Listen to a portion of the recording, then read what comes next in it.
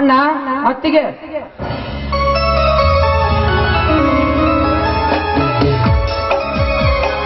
ಬಾರಿಪ್ಪ ಮೈದನ, ಈಗ ಬಂದೇನು? ಹೌದು ಅತ್ತಿಗೆ, ಈಗಲೇ ಬಂದೆ. ಇದೇನು ವಾರನ್ ಗಂಟ್ಲೆ ಕುಸ್ತಿ ಕಬಡ್ಡಿ ಅಂತ ಹೊರಗಡೆ ತಿರುಗಾಡಿದ್ರೆ ನಿನ್ನ ಮನೆಯಲ್ಲೇ ಹೇಳೋರು ಕೇಳೋರು ಯಾರು ಇಲ್ಲ ಅಂತ ತಿಳ್ಕೊಂಡೇನು? ಹಾಗೇನಿಲ್ಲ ಅತ್ತಿಗೆ, ಅಂತ ಕೆಟ್ಟ ಕಾರ್ಯಕ್ಕೆ ಕೈ ಹಾಕುವ ಕಟುಕನಲ್ಲ ನಿನ್ನ ಮೈದುನ. ರಾಜ್ಯ ಮಟ್ಟದ ಕುಸ್ತಿ ಸ್ಪರ್ಧೆಯಲ್ಲಿ ಗೆದ್ದು ಇಂದು ನಿಮ್ಮ ಆಶೀರ್ವಾದದಿಂದ ರಾಷ್ಟ್ರ ಮಟ್ಟದ ಕುಸ್ತಿ ಸ್ಪರ್ಧೆಯಲ್ಲಿ ಆಯ್ಕೆಯಾಗಿದ್ದೇನೆ. ಹೌದಪ್ಪ ಮೈದುನ, ನನಗಂತೂ ಈ ವಿಷಯ ಕೇಳಿ ತುಂಬಾ ಸಂತೋಷವಾಯ್ತಪ್ಪ. ಹಾ ಅತ್ತಿಗೆ, ಅಣ್ಣ ಎಲ್ಲಿ? ಅಣ್ಣನವರು ಕಬ್ಬಿಗೆ ನೀರ್ ಹಾಸೋದಕ್ಕಂತ ಹೊಲಕ್ಕೆ ಹೋಗಿದ್ದಾರೆ. ಜೈಲಿಗೆ ಹೋಗಿ ಬರೋಣಿಗೆ ಖರ್ಚಿಗೆ ಸ್ವಲ್ಪ ಹಣ ಬೇಕಾಗಿತ್ತು. ಅತ್ತಿಗೆ ಏಕೆ ಮೋಕನಾಗಿ ಅಲ್ಲ? ಜಿಲ್ಲಾ ಮಟ್ಟದ ಹಾಗೂ ರಾಜ್ಯ ಮಟ್ಟದ ಕುಸ್ತಿ ಸ್ಪರ್ಧೆಯಲ್ಲಿ ಗೆದ್ದು ಇಂದು ನಿಮ್ಮ ಆಶೀರ್ವಾದದಿಂದ ರಾಷ್ಟ್ರ ಮಟ್ಟದ ಕುಸ್ತಿ ಸ್ಪರ್ಧೆಯಲ್ಲಿ ಆಯ್ಕೆಯಾಗಿದ್ದೇನೆ. ಆಗ್ಲಿ ಮೈದನ, ಅದೇನೇ ಆಗ್ಲಿ, ನೀನು ಮಾತ್ರ ಕುಸ್ತಿ ಸ್ಪರ್ಧೆಗೆ ಹೋಗ್ಲೇಬೇಕು.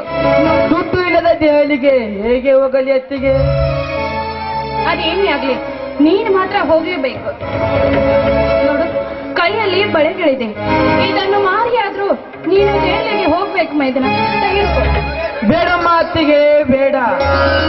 ಯಾಕೆಂದರೆ ನಿಮ್ಮ ಕೈಯಲ್ಲಿರುವ ಬಳೆಗಳನ್ನು ಹೊರ ತೆಗೆದರೆ ಶಿವನ ಜಡೆಯಲ್ಲಿರುವ ಚಂದ್ರನು ಹೊರ ತೆಗೆದು ಬೇರ್ಪಡಿಸಿದ್ದಾಗುತ್ತದೆ.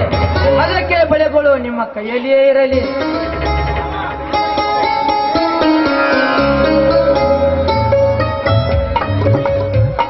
ಸಹೋದರ ಲಕ್ಷ್ಮಣ, ನಿಮ್ಮ ಅತ್ತಿಗೆ ಕೂಡ ಏನೋ ಮಾತನಾಡುತ್ತಿರುವೆಯಲ್ಲ? ಅಣ್ಣ, ರಾಷ್ಟ್ರ ಮಟ್ಟದ ಕುಸ್ತಿ ಸ್ಪರ್ಧೆ ದೆಹಲಿಗೆ ಹೋಗಲು ಅತ್ತಿಗೆ ಹತ್ತಿರ ಹಣ ಕೇಳಿದೆ. ಅವರು ಬಳೆ ಮಾರಿ ಹೋಗಿ ಬಾರಪ್ಪ ಅಂದರು. ನಾನು ಬೇಡ ಅಂದೆ ಅಷ್ಟೇ. ಸಹೋದರ, ಆ ಬಂಗಾರದ ಬಳೆಗಳು ನಿಮ್ಮ ಅತ್ತಿಗೆ ಕೈಯಲ್ಲಿ ಇದ್ದರೆ ಅವು ನಮಗೆ ದುಡಿದು ಹಾಕಲಾರವು. ಅದೇ ನೀನು ಅವುಗಳನ್ನು ತೆಗೆದುಕೊಂಡು ರಾಷ್ಟ್ರ ಮಟ್ಟದ ಕುಸ್ತಿ ಸ್ಪರ್ಧೆಯಲ್ಲಿ ಜಯಶಾಲಿಯಾಗಿ ಬಂದರೆ ಇಂತಹ 10 ಬಂಗಾರದ ಬಳೆಗಳನ್ನು ನಿಮ್ಮ ಅತ್ತಿಗೆ ಕೈಯಲ್ಲಿ ಮಾಡಿಸಿ ಹಾಕಬಹುದು.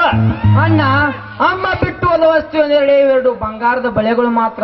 ಇವುಗಳನ್ನು ಮಾರಿದರೆ ಅಮ್ಮನ ನೆನಪೇ ಉಳಿಯುವಂತಾಗುತ್ತದೆ. ಅದಕ್ಕೆ ಬಳೆಗಳು ಅತ್ತಿಗೆ ಕೈಯಲ್ಲಿ ಇರಲಿ. ಸಹೋದರ, ಆ ಅಮ್ಮನ ನೆನಪಿಗಾಗಿ ಉಳಿದಿರುವುದು ಆ ಬಂಗಾರದ ಬಳೆಗಳು ಅಷ್ಟೇ ಅಲ್ಲಪ್ಪ. ಅವಳು ನಮ್ಮನ್ನು 9 ತಿಂಗಳು ಹೆತ್ತು ಹೊತ್ತು ಸಾಕಿ ಸಲುವಿ ಈ ಭೂಮಿ ಮೇಲೆ ಬಿಟ್ಟು ಹೋಗಿದ್ದಾಳೆ. ಅಣ್ಣ, ನಾವೆಲ್ಲಿವರೆಗೂ ಆ ಭೂಮಿ ಮೇಲೆ ಬದುಕಿರುತ್ತವೆಯೋ ಅಲ್ಲಿಯವರೆಗೂ ಆ ಅಮ್ಮನ ನೆನಪು ನಮ್ಮಲ್ಲಿ ಇದ್ದೇ ಇರುತ್ತದೆ. ಅಣ್ಣ, ಆದರೂ ಅವುಗಳನ್ನು ಮಾರಿ ಹೋಗಲು ನನಗೆ ಮನಸ್ಸಿಲ್ಲ.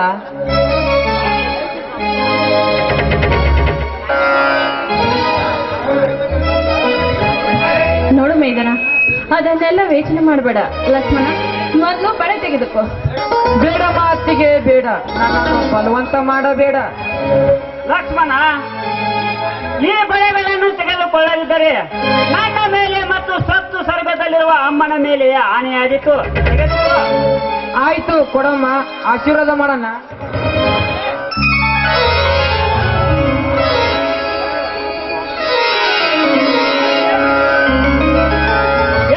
ಸಹೋದರ, ಧರ್ಮೋ ರಕ್ಷತಿ ರಕ್ಷಿತ ಎಂಬಂತೆ ಧರ್ಮವನ್ನು ನಾವು ಕಾಪಾಡಿದರೆ ಅದು ನಮ್ಮನ್ನು ಕಾಪಾಡುತ್ತದೆ. ಅದರಂತೆ ಸುತ್ತು 10 ಹಳ್ಳಿಗೆ ಉತ್ತಮ ಖಳನಾಯಕನೆನಿಸಿಕೊಂಡಿರುವ ಅನಂತ ಕೌಲ್ಪಿಳಿಗೆ ಅವರಂತೆ ಧರ್ಮವನ್ನು ಎತ್ತಿ ಹಿಡಿದು ಧೈರ್ಯಶಾಲಿಯಾಗಿ ಶಿಸ್ತಿನಿಂದ ಜಂಗಿ ಕುಸ್ತಿಯಲ್ಲಿ ಜಯಶಾಲಿಗೆ ಬಾ. ಆಯ್ತಣ್ಣ.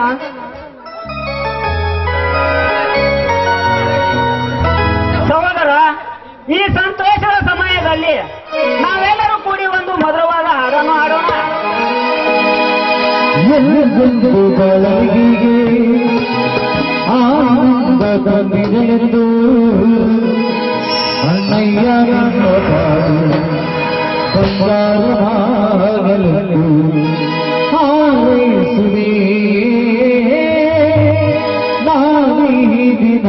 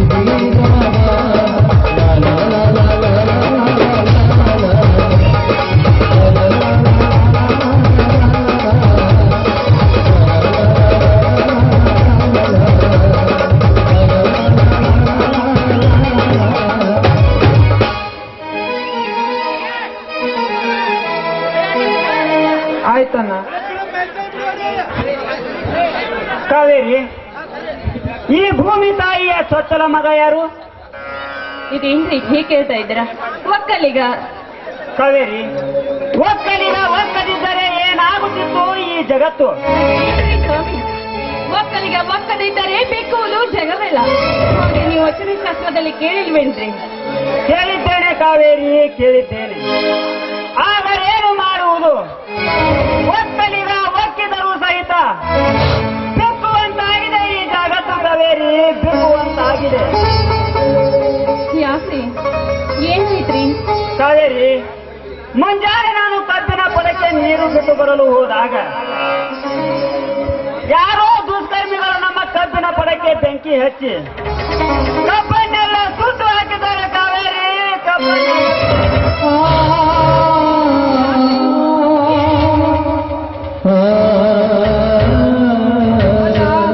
ಏನಾಯ್ತಣ್ಣ?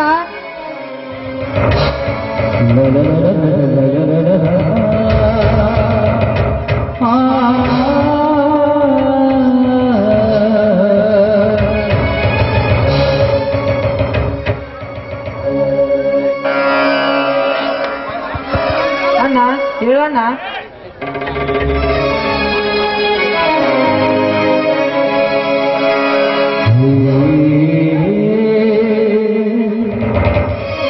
ಲಕ್ಷ್ಮಣ, ನೀನು ಇನ್ನೂ ದೆಹಲಿಗೆ ಹೋಗಲಿಲ್ವೇನಪ್ಪ? ಯಾಕಣ್ಣ, ನಮ್ಮ ಕಬ್ಬಿಣ ಪುಡಕ್ಕೆ ಬೆಂಕಿ ಹಚ್ಚಿದ ವಿಷಯ ನನಗೆ ತಿಳಿಸಲಿಲ್ಲ. ಏನಿಲ್ಲಪ್ಪ, ಅದು ಅದು ಅಣ್ಣ ಇಲ್ಲ, ಇನ್ನ ಮೇಲೆ ನಾನು ಕುಸ್ತಿ ಕಬಡ್ಡಿ ಅಂತ ಯಾವುದಕ್ಕೂ ಹೋಗುವುದಿಲ್ಲ. ಕೋಟಿ ವಿದ್ಯೆಗಿಂತ ಮೇಟಿ ವಿದ್ಯೆ ಮೇಲೆ ಅನ್ನುವಂತೆ ನಿನ್ನ ಜೊತೆಯಲ್ಲಿ ಇದ್ದು ನಿನ್ನ ಜೊತೆಯಾಗೇ ದುಡಿತೇನೆ. ಹಾ, ಅತ್ತಿಗೆ ಅಣ್ಣನ ಕರೆದುಕೊಂಡು ಹೊರಗೆ ಹೋಗು. ಆಗ್ಲಿ.